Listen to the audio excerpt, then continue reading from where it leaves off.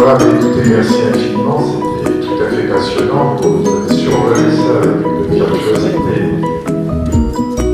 tout à fait impressionnant, passant de la chimie, de la biochimie en fait, aux différents aliments qu'on peut choisir. Donc là, je pense qu'on va avoir un certain nombre de questions qui vont se poser. On va passer dans la salle avec un micro. Et n'hésitez pas sur tel ou tel point qui vous paraîtrait obscur ou sur lequel vous voulez aller plus avant. Alors, qui se lance dans la première question? Madame, c'est toujours la plus difficile, la première question. Bravo.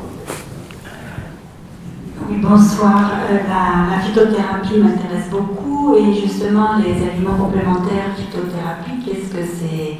Ça fait partie des aliments ou est-ce que c'est mieux considéré?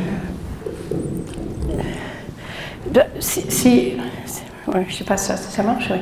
Si vous avez le sentiment que vous ne pouvez pas arriver à vous faire une alimentation suffisamment riche, suffisamment diversifiée, vous pouvez compléter. Évidemment, c'est mieux, mais personnellement, je trouve que c'est mieux de consommer les aliments. Je crois qu'on sait très bien que la physiologie là-dessus est plus importante parce qu'elle, comme je vous l'ai dit, il y a un effet matrice dans l'aliment qui fait que l'absorption est meilleure, il y a une synergie dans les aliments. Donc, si on ne peut pas faire mieux dans son alimentation, vous pouvez effectivement compléter par la phytothérapie. Les gens qui sont malades aussi, qui ne peuvent pas manger, on les supplémente comme ça et c'est tout à fait normal et ils en ont besoin. Mais dans la mesure où vous avez la possibilité de vous cuisiner, parce que ça c'est effectivement important, de faire les bonnes courses et de vous cuisiner, c'est pour ça que j'aime bien cette diapo, parce que vraiment elle montre qu'on peut aider les gens aussi avec des aliments. Hein. Voilà. Donc je sais bien que la phytothérapie c'est important, mais je pense que l'alimentation diversifiée, variée est encore supérieure. Du coup, peut-être juste pour rebondir sur ce que vous dites, moi ma question c'était par rapport au thé. Comment est-il le plus protecteur? Le thé? Le thé, oui. Le thé vert, on le sait, c'est le plus protecteur, effectivement, parce que c'est là où les catéchines vont être le plus disponibles. Hein, donc le thé vert, c'est le plus protecteur. Il contient des catéchines. Le café contient de l'acide caféique. Donc, enfin, on l'a bien dit justement, si vous avez regardé le PNNS et ce qu'on a fait à l'ANSES, jusqu'à 3 à 4 tasses de café par jour, c'est plutôt bénéfique. Hein, ça vous apporte des composés phénoliques. Mais plus, évidemment, la caféine prend le dessus et ça, c'est pas bon.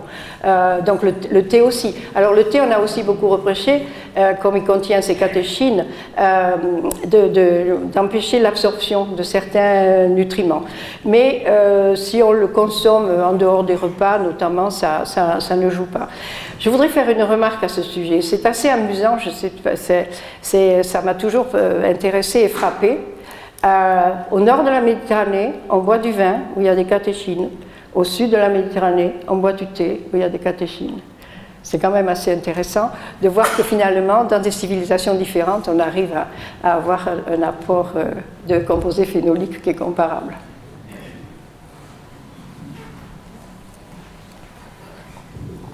Bonsoir. Malgré ma vitesse d'écriture très rapide, je n'ai pas réussi à tout noter. Est-ce que vous avez prévu de laisser un document? Oui, je crois ça. Résumé. Oui. Alors, la conférence est en train d'être filmée. Elle sera rediffusée sur le site internet de la ville, à côté de toutes nos autres conférences. Donc voilà, d'ici un mois. Toutes les conférences sont systématiquement filmées, vous pouvez les retrouver. Voilà. Et du coup, les diapositives aussi seront remises.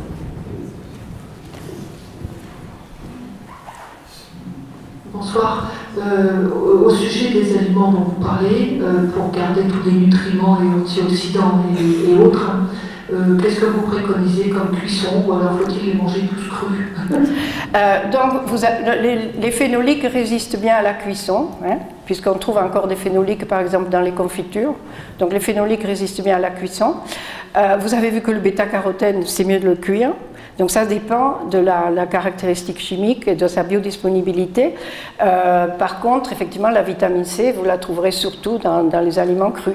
Donc ça dépend de chaque composé, mais une fois de plus, ça se complète tout ça. C'est ça qui est intéressant. Dans l'alimentation, ça se complète.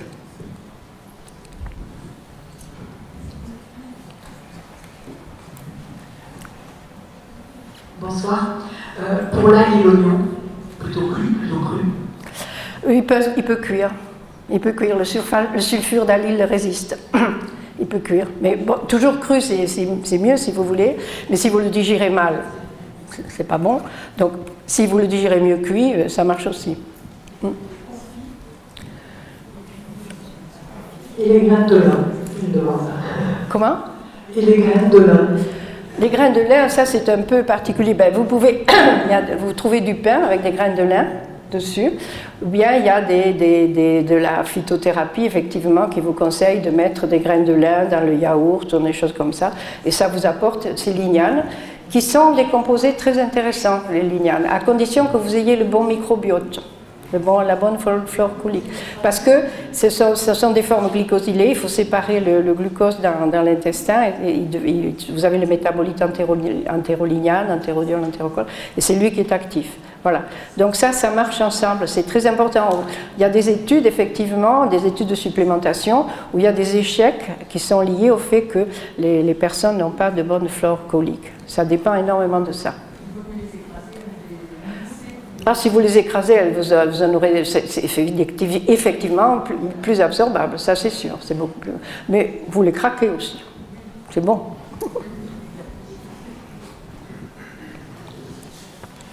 Je suis désolée, je n'ai pas de micro sans fil, mais pour les personnes qui sont de l'autre côté, n'hésitez pas ou à venir poser vos questions ici ou à les poser à voix haute.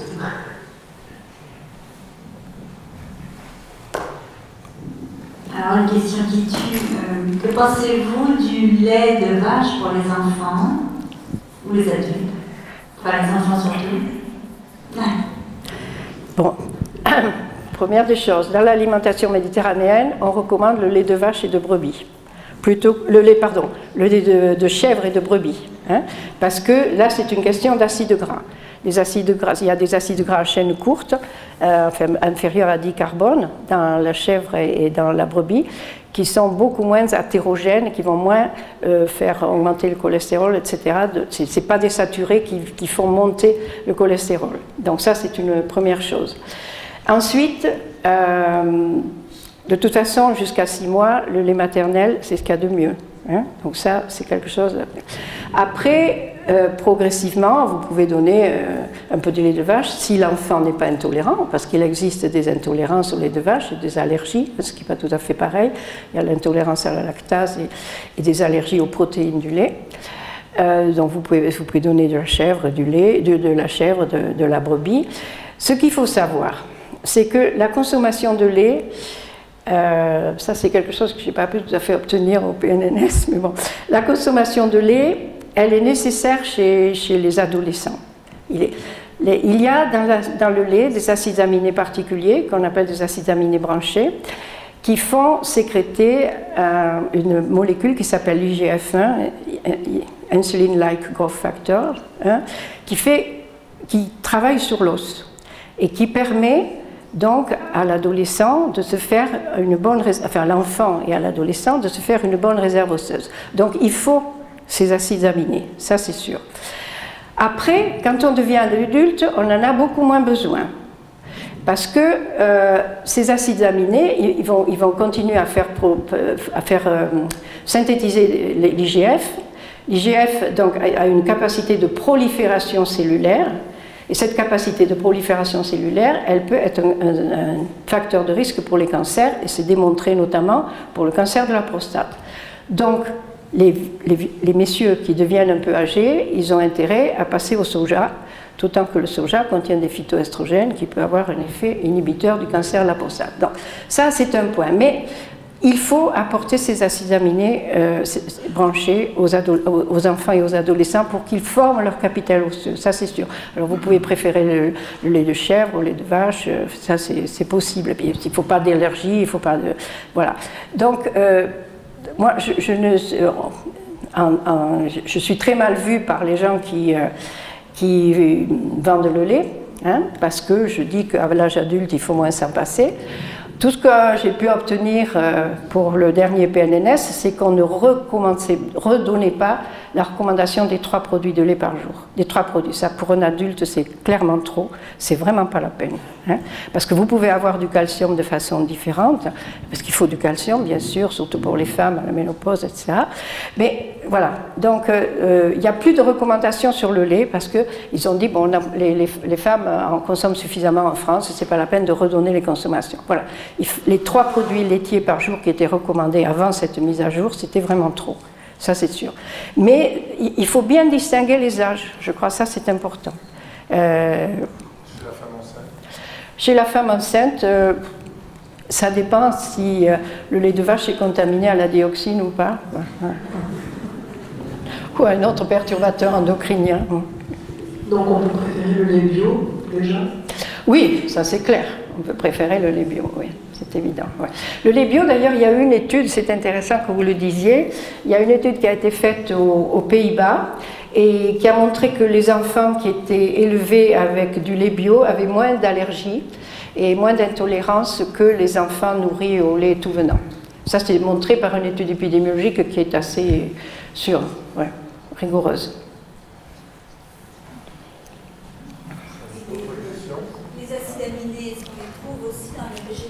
Comment? Il y a des protéines végétales, hein, surtout dans les légumineuses. Vous savez que si vous associez légumineuses et céréales, vous arrivez à une qualité... si vous associez légumineuses et céréales, vous arrivez à un apport protéique qui est d'une qualité équivalente à celle d'un produit animal, poisson ou viande. Mais il faut associer les deux. Hein. Sinon, c'est sûr. Mais je pense qu'il n'est pas question de... Ce serait... Ouais, un peu arbitraire de dire supprimer la viande complètement, etc. Je veux dire, il suffit d'en consommer modérément et voilà, de privilégier les aliments végétaux, ça c'est clair, ouais, ça c'est évident. Et les produits laitiers, je pense qu'à l'âge adulte, un produit laitier par jour, c'est largement suffisant. Et de préférer la chèvre et la brebis, ça c'est sûr. Excusez-moi. Je pose une question parce que j'ai été à l'hôpital séjour, je suis diabétique du type 2. La dame qui donne la quantité pour manger, elle m'a conseillé de manger des pâtes. Quand j'ai mangé des pâtes, parce que j'ai l'électro, je prends tous les jours, j'avais 3, des fois 4. Donc j'ai arrêté. Par contre, le riz, j'en mange beaucoup, plus un steak. Et j'ai des fois 30, pas beaucoup. Un 30 de glycémie? C'est ça qu'elle a dit? Oui, j'ai pas entendu. Oui. Je suis diabétique. Oui, vous êtes diabétique, oui. Je ne suis pas à la glycémie, je prends des metformine. De la metformine, oui, c'est bien, oui. Voilà. Ouais. Et bien sûr, j'ai, comment on appelle ça, de l'arthrose. Oui, c'est ça. Moi aussi. On m'a conseillé de marcher. Malheureusement, je ne peux pas trop marcher. J'ai trop mal de dos parce que il y a de mauvaise circulation, sang et tout ça. En fait, les pâtes, elles doivent être faites avec du blé dur. Ça, c'est la première des choses. Si vos pâtes ne sont pas faites avec du blé dur, effectivement, vous avez essentiellement des produits amylacés. Et les produits amylacés, c'est des glucides. Hein. C'est des glucides sans beaucoup d'autres choses. Le riz, il vaut mieux le prendre complet aussi. Donc, ça, c'est déjà très important de prendre les céréales complète parce que vous apportez autre chose que la partie amylacée qui est un glucide qui va pas aussi rapidement que le sucre mais assez rapidement va donner le glucose dans le sang. Donc c'est ça qu'il vous faut faire, mais surtout il vous faut manger beaucoup de fruits et légumes et obtenir votre satiété en consommant des fruits et des légumes en particulier des légumes cuits où vous avez les fibres et qui vont vous remplir l'estomac, vous aurez plus faim et qui vous apportent moins de calories.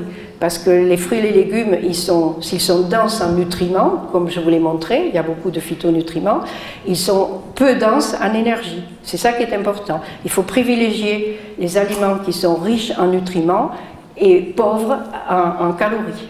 Voilà. Je vous remercie. Avec plaisir, madame. Merci. D'autres questions, monsieur?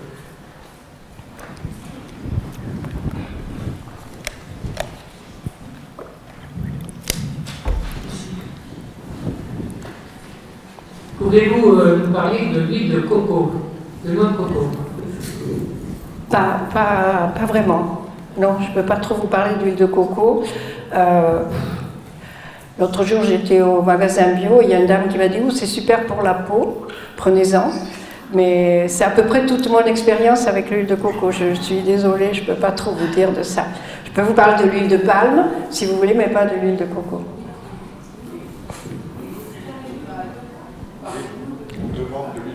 L'huile de palme. Alors, l'huile de palme, c'est une huile végétale, donc, bien sûr, qui est très riche en saturés. Elle est extrêmement riche en saturés. Donc,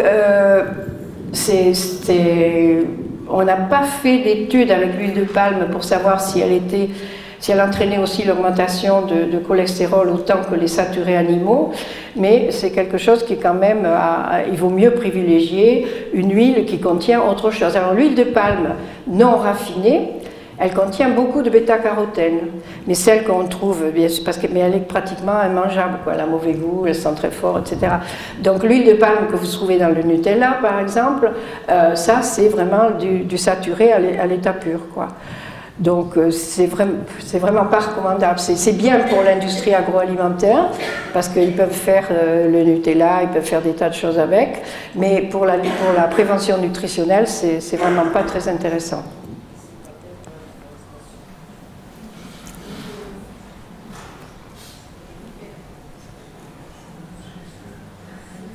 Et alors, comment pouvez-vous expliquer que, par exemple, les magasins bio proposent des produits à base d'huile de palme? Il ne faut pas les prendre, madame. Non, mais je suis d'accord avec vous, je ne les prends pas. Oui, je suis étonnée quand même que dans les magasins... Non, mais parce que, oui, il y a aussi, à la Société de Nutrition, maintenant, en plus, en fait, moi, quand j'étais présidente, je n'aurais pas accepté ça, mais maintenant, on accepte d'avoir un stand de l'huile de palme, soi-disant, qui est cultivée en préservant l'environnement. Soi-disant. Ouais, voilà. D'une part, et d'autre part, bio. En principe, c'est souvent faux, d'ailleurs. C'est pas vraiment complètement contrôlé. Et c'est une erreur. Il y a dans les magasins bio des choses. Il y a du ketchup dans les magasins bio. Qui prendrait du ketchup? Enfin, je veux dire, voilà. Donc, on n'est pas obligé. Il faut dire non, on n'en veut pas. Et on le leur laisse sur le présentoir. Si je peux me permettre, vous confondez deux choses. Le problème du bio, c'est-à-dire le contexte des perturbateurs endocriniens, des métaux lourds, des phtalates, etc. Et puis celui de la nutrition. C'est deux choses différentes. C'est deux choses différentes. Quand on dit bio, c'est plutôt pur, ou avec peu, en tout cas ce qui a été assez démontré, peu de métaux lourds notamment. Mais je comprends la question de la dame, parce que moi aussi, je regrette que dans des magasins bio, qui font, en principe, ne sont pas des suppôts de l'industrie agroalimentaire, ne font peut-être attention à la nutrition, on trouve des choses comme ça. Je le regrette aussi, je comprends sa question. Ouais. Mais bon, vous le laissez sur le présentoir. Voilà. Je pense qu'on peut dire que, de toute façon, dès que les aliments sont transformés, soit bio ou pas bio, il y a une altération nutritionnelle. Donc il faut favoriser les aliments bruts, même s'ils sont bio. Oui, bonsoir madame. Je voulais avoir votre avis. Vous préconisez, tout à l'heure j'ai vu, 100 mg de vitamine C par jour, alors que l'OMS pense que 200 ou 300 mg c'est bon, et voire même certains comme Linus Pauling qui prétend que ah oui, Robert. Jusqu'à 3000. Oui, mais Linus Pauling, c'était au siècle dernier, monsieur, hein, quand même. On a changé depuis, oui. Non, 100 mg, il y a quelques... en Europe, il y a 110 mg, 110 mg. On sait que c'est suffisant, mais bon, vous pouvez en prendre un peu plus, mais il faut quand même toujours se méfier, parce que ça risque aussi de devenir pro-oxydant, un peu comme le bêta-carotène. Donc, voilà. 100 mg, on sait que ça couvre les besoins. Ça, c'est sûr. Voilà. Comment? Ça correspond à combien de fruits, combien de... Ça, je ne peux pas vous dire exactement, mais sûrement à 5 fruits et légumes par jour. En fait, à 1, c'est 10 mg. Vous vous rappelez, initialement, le message était 10 fruits et légumes. Et ils se sont rendus compte que c'était très impressionnant pour la population. Mais... Ouais. Normalement, 10 mg, c'est...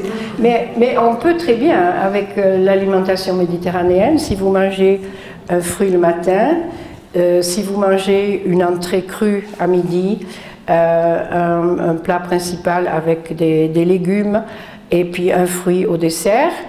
Il y en a qui le veulent à l'entrée, mais enfin bon.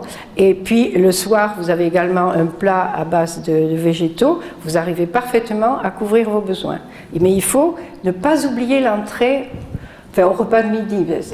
Si vous ne mangez pas beaucoup à midi, que vous mangez plus le soir, c'est au repas du soir. Mais c'est très important d'avoir cette entrée crue. Si vous voulez, maintenant les restaurants vous disent, vous avez la formule entrée et plat ou plat et dessert. Tout le monde prend plat et dessert. Nutritionnellement, c'est pas bon. Il vaut mieux prendre que l'entrée et le plat. Hein, parce que l'entrée, c'est justement ce qui commence à tamponner votre satiété, vous commencez à avoir moins faim, hein, et puis ça vous amène la vitamine C qui se trouve dans votre estomac. Si par hasard vous mangez un peu de charcuterie après qu'il y a des nitrates, ça vous bloque les nitrites, etc. Donc il y a vraiment une structure du repas qui est à respecter, c'est important.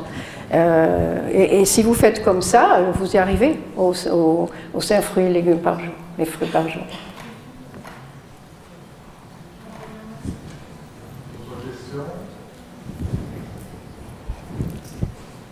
Je vous ai ou convaincu ou saturé. Non, le nombre des questions montre bien tout l'intérêt. Moi, j'en ai une question. On va cibler de plus en plus dans l'avenir, là je vous parle oui, je sais ce que vous allez me dire. Selon les affections, la génétique.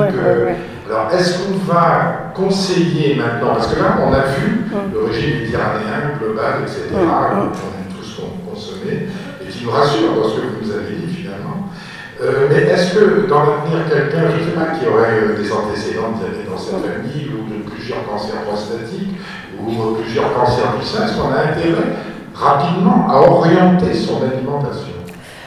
Oui, mais l'orientation va être assez peu différente de ça, sauf peut-être pour le diabète, où effectivement il y a quand même des conseils justement sur l'apport des amylacées, des choses comme ça. Mais après, tout ce qu'on vient de dire, c'est vraiment tout ce qu'on peut faire avec l'alimentation pour se protéger de certains cancers. Bon, par exemple, effectivement, moi quand j'ai des amis masculins un peu âgés, qui commencent à avoir des PSA un peu élevés, je dis, hop, vous passez au soja. Donc il y a effectivement une certaine adaptation à la carte génétique ou au risque qu'on peut faire, ça c'est sûr. Les femmes et le cancer du sein par exemple, eh bien, vous pouvez prendre des phytoestrogènes par exemple, beaucoup de soja qui contiennent des phytoestrogènes qui ressemblent à l'estrogène, donc il faut faire attention. Si vous avez eu beaucoup d'enfants, si vous les avez eu très jeunes, si vous êtes mince, vous n'êtes pas à risque pour le cancer du sein. Mais si vous êtes un peu forte, si vous n'avez pas eu d'enfant ou un enfant très tard, etc., vous êtes à risque pour le cancer du sein, donc il faut faire attention. Effectivement, mais voyez, voilà, il y a de là à faire une carte génétique, je n'irai pas jusque-là, mais prendre en compte effectivement les facteurs d'un individu auquel il est exposé plus particulièrement, c'est important. Oui. Je pensais surtout au cancer des prostate ou sein, dans lequel effectivement vont jouer des oestrogènes positifs d'un côté et moins de l'autre. Et par exemple le café, le cancer de la prostate, il semble diminuer, ou dans un certain nombre d'exemples que vous avez montrés, où certains composés vont au contraire augmenter. Oui. Donc je me posais la question, le conseil. Oui. Mais c'est sûr que le médecin là qui connaît son malade a un rôle à jouer d'adaptation, c'est clair. En santé publique, c'est différent parce qu'on travaille au niveau populationnel, donc ça couvre vraiment l'ensemble des besoins de la population, mais le praticien effectivement doit prendre en compte tous ces facteurs individuels. D'autres questions? Alors, encore des questions?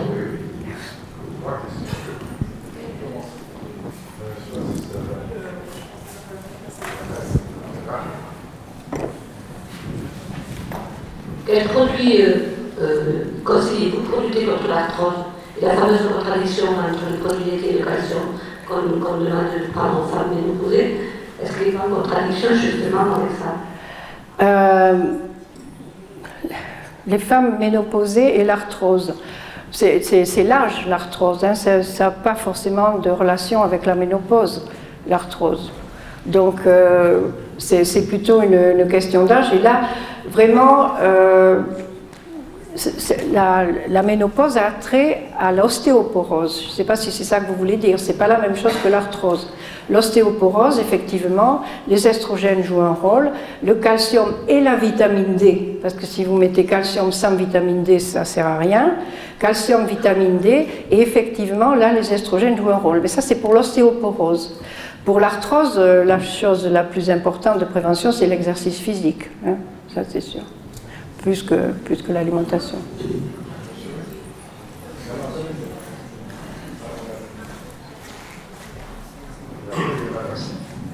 Merci.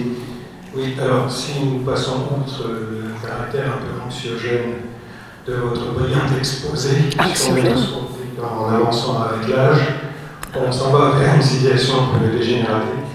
Est-ce que vous pourriez nous dire s'il existe, quel est le moyen de faire un bilan personnel sur toutes ces questions? Ça, c'est un peu difficile, monsieur, effectivement. Surtout de faire sans moyens invasifs, ça je suis d'accord avec vous, c'est un peu le problème. Bon, il y a des marques pour le cancer, il y a des marqueurs. Hein, pour le cancer du sein, il y a les mammographies, mais bon, il ne faut pas les faire non plus trop souvent. Il y a le PSA, il y a le CEA. Donc on a des marqueurs, il y a d'autres marqueurs. Tout ceci n'est pas un caractère préventif. Ah non, c'est pas préventif, mais vous me disiez qu'est-ce qu'on peut faire pour explorer, pour voir où on en est, Donc il y a ces marqueurs, effectivement, qui peuvent vous dire vous êtes prêt peut-être d'une évolution vers le cancer ou pas. Voilà. Ensuite, il y a des facteurs invasifs pour ce qui est des maladies neurodégénératives, mais vous vous en sortez pas à moins d'un scanner, d'un IRM. Voilà. Donc il faut juger si l'état dans lequel vous êtes nécessite ça ou non. Pour les maladies neurodégénératives, il y a cette alimentation dont je vous ai parlé, il y a le lien social qui est très important, que les gens continuent à parler, l'exercice physique, c'est vraiment tout un style de vie. C'est sûr que c'est plus que l'alimentation. Par exemple, à travers la prise de sang, des choses comme ça. Ben, la prise de sang, si vous voulez. Chez votre non, vous surveillez votre hypertension, éventuellement, vous surveillez votre glycémie, vous surveillez éventuellement votre cholestérol. Donc c'est l'anomalie qui en sort. Voilà, mais c'est l'anomalie. Effectivement, les maladies neurodégénératives, vous avez d'abord un petit peu une perte de mémoire, la perte des repères sociaux, etc. Quand on commence à en arriver là, il faut penser qu'il faut peut-être s'occuper de faire un bilan. Vous savez qu'il existe, à Montpellier en tout cas, un centre de mémoire, recherche et ressources qui justement travaille beaucoup. C'est Jacques Touchon qui a mis ça en place et c'est maintenant à Guy de Chauliac, c'est la Boge qui fait ça, où vous pouvez aller vous faire effectivement. C'est un bon endroit où essayer de faire ce point sur votre état. Ouais.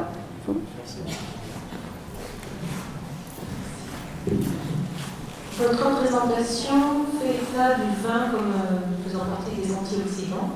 Est-ce qu'on doit privilégier le vin rouge ou les autres vins blancs, rosés? Alors, aussi avoir des antioxydants? Tous contiennent des composés phénoliques, mais le vin rouge en contient plus. Voilà. En particulier, il contient plus de ce resveratrol, dont on a dit beaucoup de bien. Maintenant, il faut savoir que pour ces composés phénoliques, on a beaucoup d'études expérimentales et pas beaucoup d'études épidémiologiques, parce que c'est difficile à isoler. Donc pour être sûr que ce qu'on observe, c'est spécifiquement lié à telle ou telle molécule, c'est difficile. Mais il y a beaucoup d'études expérimentales qui montrent leurs bienfaits. Donc le vin rouge en a plus, c'est sûr, mais vous en avez aussi un peu dans le vin blanc et dans le vin rosé. Voilà. Donc vous pouvez y aller. Mais vous avez vu que je l'ai mis, on n'en a pas parlé, mais je l'ai mis en réduction de risque des maladies cardiovasculaires selon quantité, parce que, et c'est l'alcool, c'est l'alcool qui augmente les flux de cholestérol. Donc ça empêche, ça diminue la cholestérolémie. Donc c'est vrai ça, mais c'est selon quantité. C'est comme la viande et les produits laitiers, ça peut poser des problèmes, mais c'est selon quantité. Tandis que les produits végétaux, vous pouvez y aller. Voilà. Madame, excusez-moi, je peux poser une question. Ne vous vexez pas. Hein. Est-ce que vous savez comment que Pharaon il avait eu santé de fer à l'époque, il n'y avait pas de science. Et avec quoi il se soignait? Qui ça, le pharaon? Pharaon, qu'il soit maudit, parce que je n'aime pas, d'accord? J'espère qu'il n'y a pas d'Égyptiens, parce que je n'aime pas. Mais moi, j'ai soigné ma mère à la base de la médecine de Pharaon, de cancer du sein. Et quand la cancérologue m'a dit qu'est-ce que vous avez fait, je n'ai pas voulu lui donner. Pour quelle raison? Parce qu'elle n'a pas beaucoup d'argent, ma mère. Et elle m'a dit restez ici, puis il reste 3 mois à mourir. Alors elle a vécu 5 ans. Elle avait un bout de cancer. Et ma question, comment que Pharaon se faisait soigner? Le pharaon, il devait consommer beaucoup de riz, de céréales, d'huile d'olive, des olives, du lait de chèvre et du lait de brebis. Voilà ce que mangeait le pharaon, ça lui suffisait. Je ne sais pas s'il faisait beaucoup d'exercice physique, par contre. Ça, c'est peut-être... Je vais faire vite. Un jour, j'étais jeune. Hein. Je me promenais à Paris, je ne sais pas si vous connaissez le marché Montreuil. J'ai trouvé un livre de Casara, qui parle de Pharaon et l'argile. L'argile qui se trouve à la mer et l'argile terre. C'est avec ça que j'ai soigné, c'est du cataplasme. J'ai soigné la goutte qui était là de ma mère. Une semaine après, elle est partie. Alors, il y avait un peu dans la vésicule, je connais les pêcheurs en Algérie parce que j'ai bien connu, ils m'ont ramené de l'argile, des crevettes. Je lui ai fait voir. Elle a fait tomber des tumeurs, elle a guéri. Elle était 15 jours à ne pas être toilette, elle a été toilette, et grâce à Dieu. Et je crois, elle a été beaucoup critiquée des scientifiques. Des fois, ils n'aiment pas ça. La pharmacie qui donnait ça, elle a été fermée. Pourquoi? Parce que il y avait beaucoup de monde et d'autres personnes n'allaient pas, mais ils allaient que chez cette pharmacie. Non. Alors, d'autres questions ayant trait justement à l'alimentation. Est-ce que vous pouvez nous parler de la coenzyme Q10? De là? Coenzyme Q10. La coenzyme Q10. Je ne comprends toujours pas. La coenzyme Q10. Ah, la coenzyme Q, c'est le coenzyme Q, c'est un antioxydant, effectivement, oui, qui est important, mais c'est une enzyme. Donc là, je n'en ai pas parlé parce que, comme je n'ai pas parlé de la glutathion peroxydase et des choses comme ça, parce que c'est pas nutritionnel. Et du coup, de quelle manière on peut le... Voilà, de quelle manière on peut en avoir? Il fait partie de notre métabolisme, je ne peux pas vous dire exactement les chaînes métaboliques là, mais est-ce qu'il y a des aliments qui vont favoriser sa synthèse? C'est possible, mais je ne peux pas vous répondre là-dessus. Il faudrait que je regarde, je n'ai pas regardé.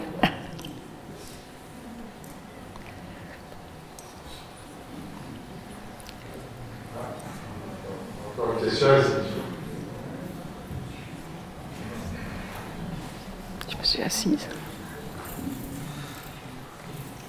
On parle beaucoup de déficit de vitamine D chez les personnes âgées. Oui, effectivement, vous avez raison, c'est un problème. Mais ce n'est pas un problème nutritionnel. Il y a la vitamine D, on ne peut pas l'apporter par la nutrition. Il y en a un petit peu dans les poissons et c'est tout. La vitamine D, il faut la faire avec les UV, avec le soleil. Hein. C'est votre peau qui va l'absorber et la faire. Donc, si vraiment vous avez un déficit important, c'est possible chez les personnes âgées qui ne vont pas dehors, qui ne vont pas au soleil, etc., il faut supplémenter. Là, le supplément a sa raison d'être, effectivement, parce que ce n'est pas un problème nutritionnel. C'est un problème d'exposition au soleil et de synthèse de vitamine D. Dans la banlieue de Paris, les populations immigrées, les populations africaines ont des carences en vitamine D importantes parce que déjà ils synthétisent moins, les gens à peau noire synthétisent moins de vitamine D, ils n'ont pas de soleil et donc la nutrition n'en apporte pas, quoi. C'est un problème.